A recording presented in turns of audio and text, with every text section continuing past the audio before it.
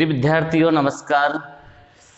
Students, आज की video lecture में हम आपको समझाएंगे विद्युत रसायन से संबंधित मोलर चालकता और तुल्यांक की चालकता के न्यूमेरिकल।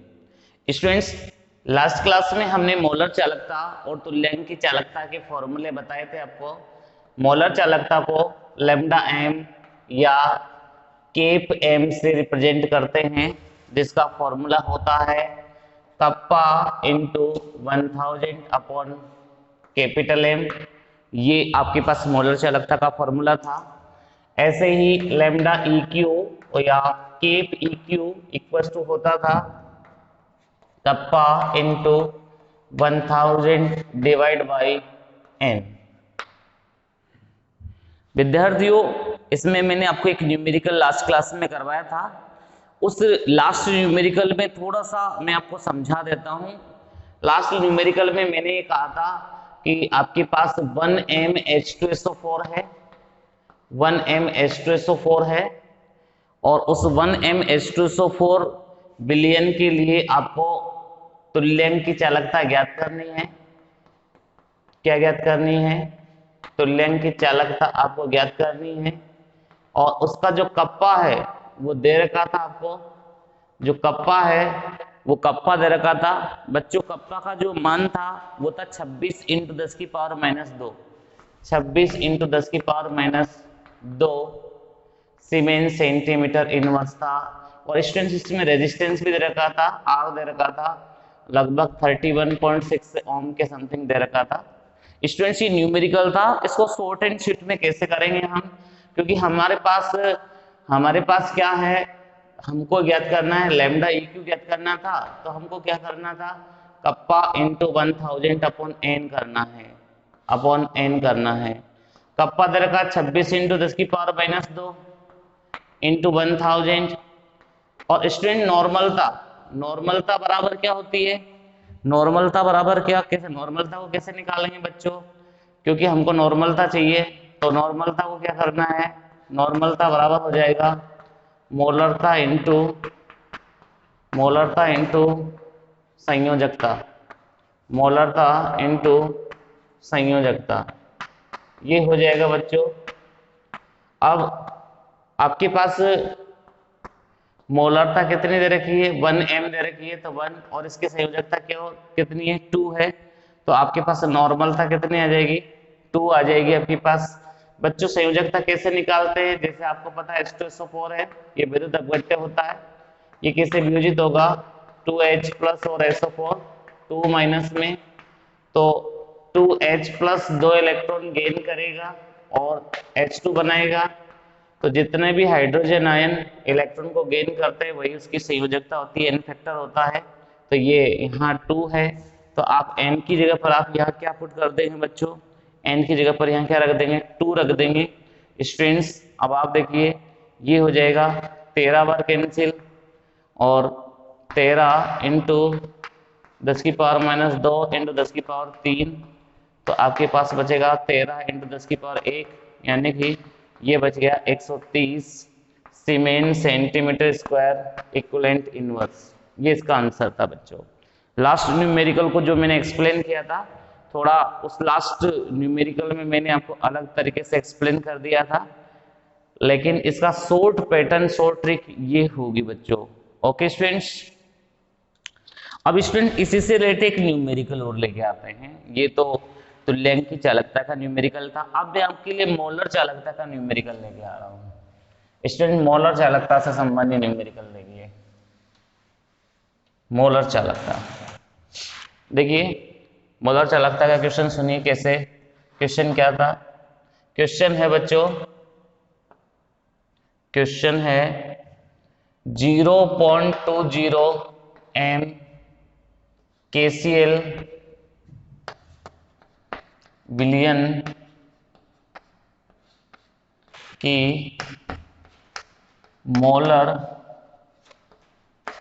चालकता की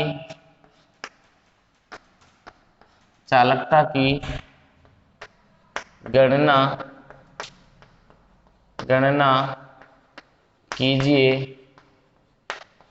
यदि यदि विशिष्ट चालकत्व का मान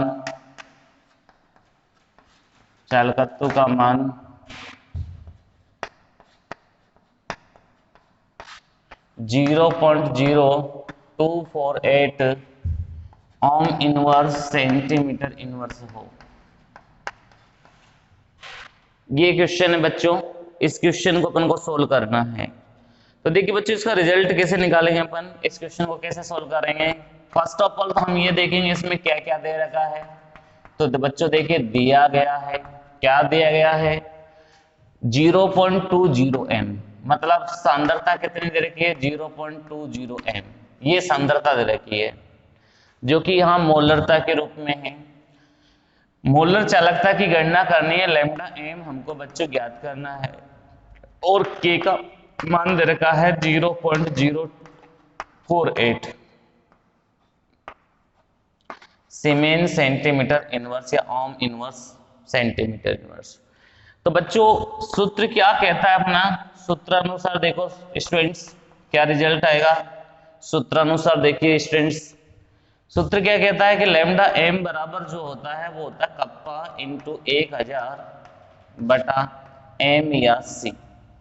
अब इसमें कप्पा का मान तो आपके पास कितना है 0.0248 है, इंटू 1000 डिवाइड बाई 0.20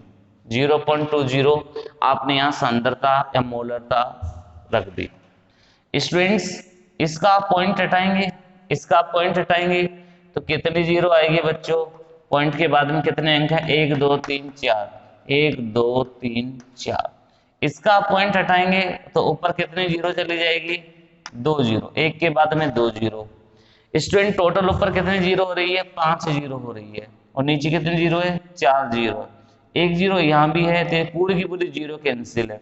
अब नीचे 2 बचा है और ऊपर 248 बचा है, तो बच्चों रिजल्ट कितना आ जाएगा 124 और मात्रक क्या हो जाएगा, मात्रक क्या हो जाएगा सीमेन सेंटीमीटर स्क्वायर मोल इनवर्स। ये इसका मात्रक हो जाएगा सीमेन सेंटीमीटर स्क्वायर मोल इनवर्स। तो स्टूडेंट्स ये नोट कर लीजिए, आपको समझ में आया होगा। बहुत सिंपल न्यूमेरिकल है, डायरेक्ट फॉर्मूले में वैल्यू पुट करनी है। इस फॉर्मूले में यानी कि इस क्वेश्चन में डायरेक्ट फॉर्मूले बेस्ड क्वेश्चन इसको बनाया गया है, इजी गोइंग में आप कर सकते हैं बच्चों, कोई दिक्कत नहीं होनी चाहिए। हम टॉपिक वाइज न्यूमेरिकल लेते जा रहे हैं, किसी को कोई डाउट नहीं होना चाहिए बच्चों। आगे बात समझ में। चलिए स्टूडेंट्स अब हम आपसे बात करते हैं आयनिक विलयनों में चालकता की गणना। आयनिक विलयनों में चालकता की गणना, आयनिक विलयनों में चालकता की गणना।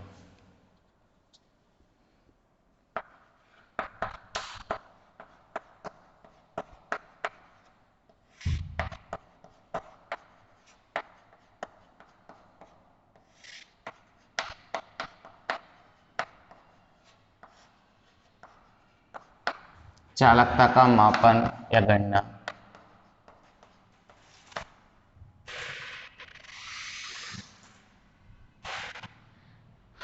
विद्यार्थियों धात्विक चालकों में जो चालकता का मापन किया जाता है वो बीट स्टोन ब्रिज की सहायता से प्रतिरोध करके कर लिया जाता है।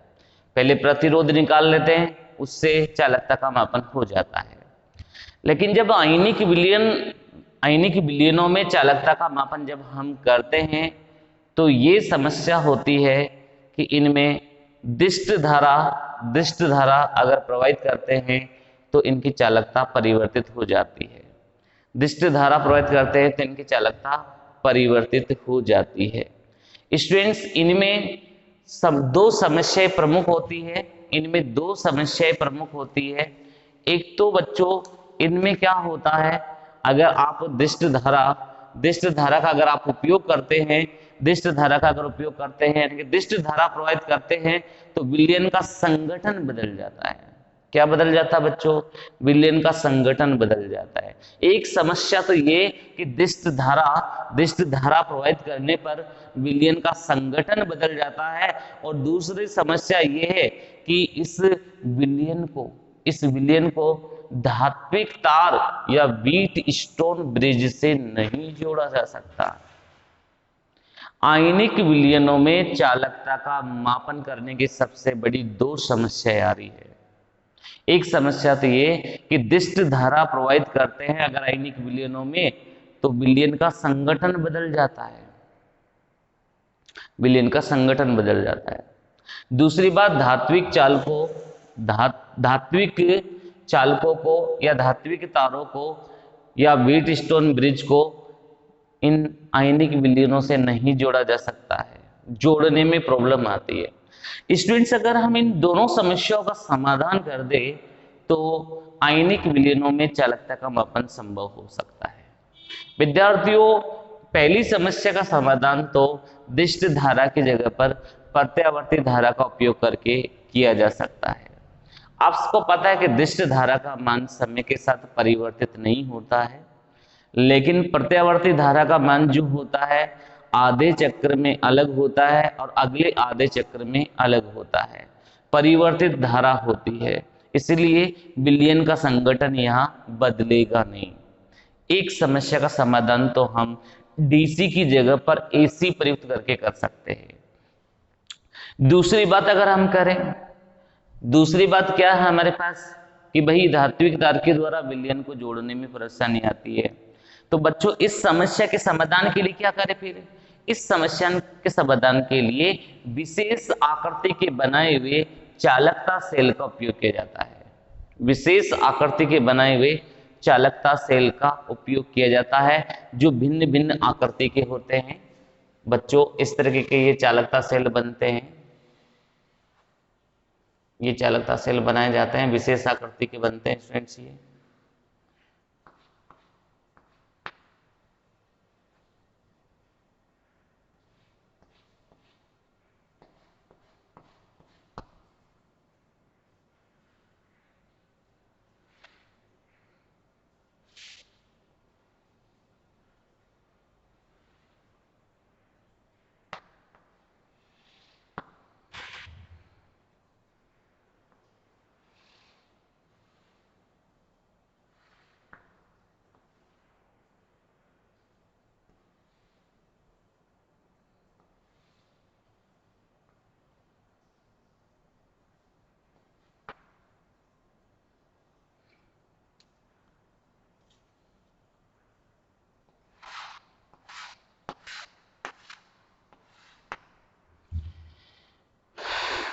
ये बच्चों प्लेटिनम कोटेड इलेक्ट्रोड होते हैं, प्लेटिनम कोटेड इलेक्ट्रोड दोनों।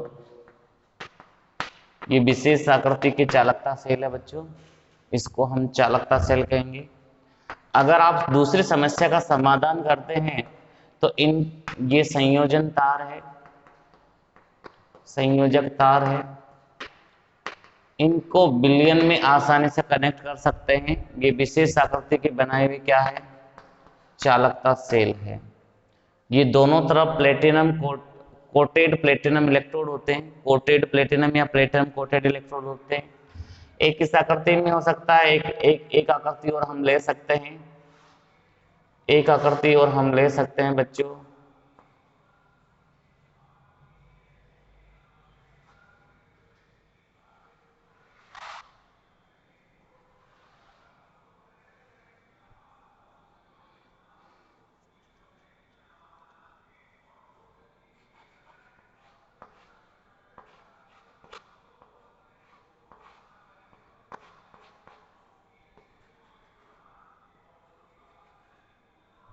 इस टाइप का भी हम यहाँ पर सेल का फॉर्मेशन कर सकते हैं बच्चों, इस टाइप का भी हम यहाँ सेल का फॉर्मेशन कर सकते हैं। देखिए आप,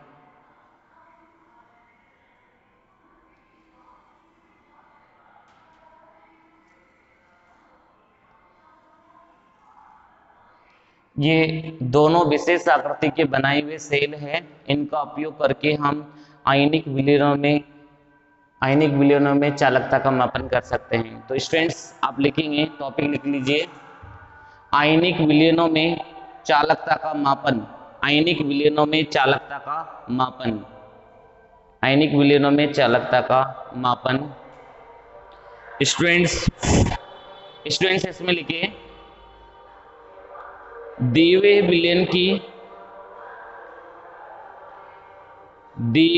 विलयन की चालकता का मापन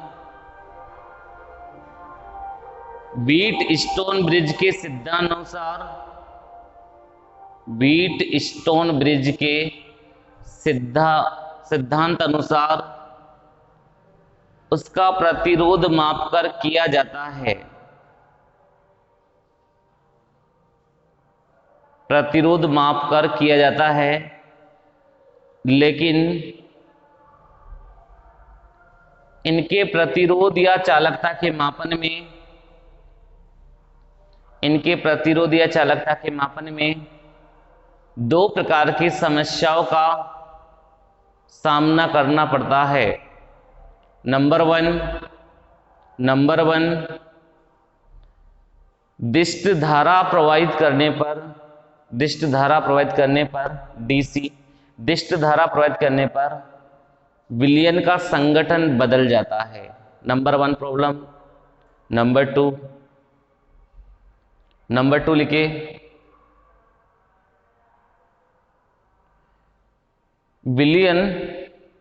विलयन को धात्विक तार या अन्य ठोस चालक की तरह व्हीट स्टोन ब्रिज से नहीं जोड़ा जा सकता है। व्हीट स्टोन ब्रिज से नहीं जोड़ा जा सकता है। व्हीट स्टोन ब्रिज से नहीं जोड़ा जा सकता है। व्हीट स्टोन ब्रिज से नहीं जोड़ा जा सकता है। अब नेक्स्ट लाइन में लिखना, पहली समस्या का समाधान दिष्ट धारा के स्थान पर प्रत्यावर्ती धारा का उपयोग करके, प्रत्यावर्ती धारा का उपयोग करके किया जा सकता है। प्रत्यावर्ती धारा का उपयोग करके किया जा सकता है, क्योंकि इस धारा में एक दिशा में उत्पन्न ध्रुवण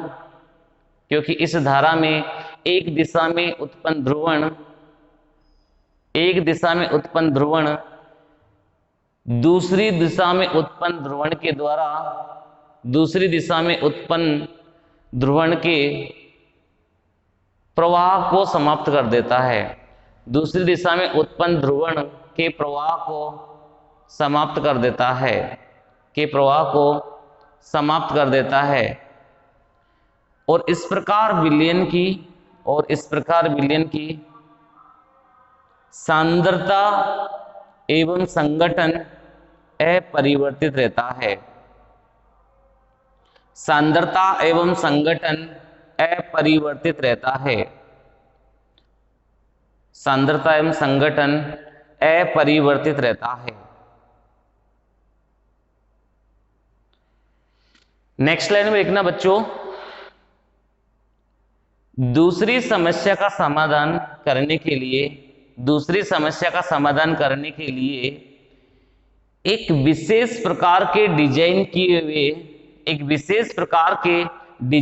हुए चालकता सेल का उपयोग किया जाता है। एक विशेष प्रकार के डिजाइन किए हुए चालकता सेल का उपयोग किया जाता है, जो कि कई डिजाइनों में उपलब्ध रहता है।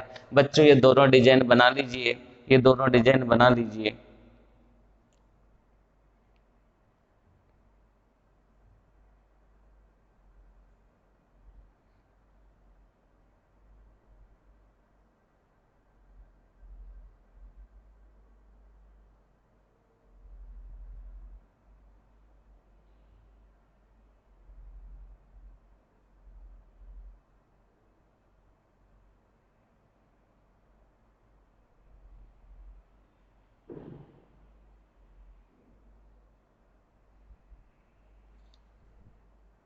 ओके बच्चों, नोट कर लिया आपने।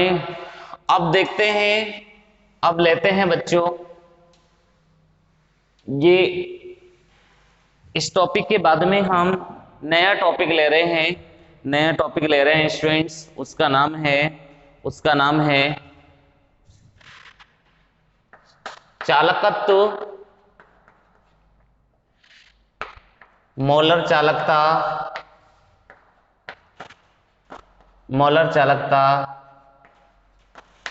एवं चालकता पर तनुता का प्रभाव,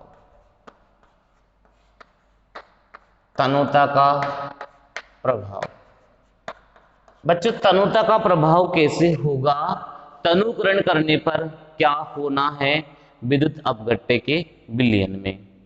विद्यार्थियों, चालकत्व, मोलर चालकता एवं चालकता पर हम तनुता का प्रभाव देखने वाले हैं। स्टूडेंट्स देखिए, इन तीनों घटनाओं को आप समझने का प्रयास करें। आपके पास ये कोई विद्युत अपघट्य है, ये कोई पदार्थ है, विद्युत अपघट्य है, ठीक है। उचित विलायक में आपने इसको मिलाया, विलायक निश्चित है आपके पास और विद्युत अपघट्य भी निश्चित है। तो इस परिस्थिति में आप सबको पता है कि विद्युत अपघट्य जो होता है ये आयनों में विभाजित हो जाता है विद्युत धारा के प्रवाह के कारण, या आयनों के कारण विद्युत धारा का प्रवाह होता है। तो विद्युत अपघट्य जो आपका है, जो विलयन में उपस्थित है,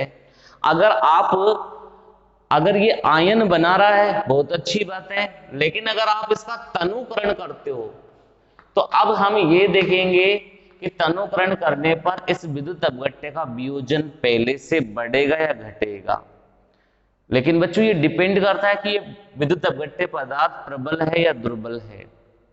अगर प्रबल विद्युत अपघट्य पदार्थ होगा तो ये तो पहले ही 100% आयनों में विभाजित हो जाएगा, तो यहां पर तो तनुता का प्रभाव लगेगा ही नहीं।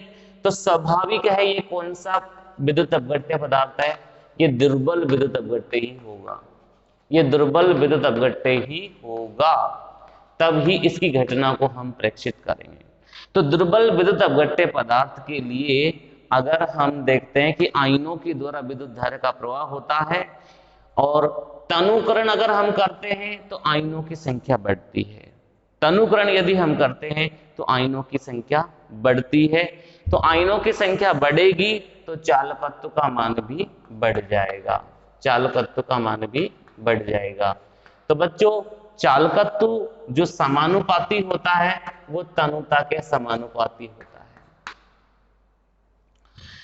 है। स्टूडेंट्स चालकत्व हमने कह दिया कि तनुता के समानुपाती है, तो फिर मोलर चालकता भी क्या है, मोलर चालकता भी तनुकरण करने पर बढ़ती है, यानी कि मोलर चालकता भी तनुता के समानुपाती होती है, मोलर चालकता भी तनुता के समानुपाती होती है।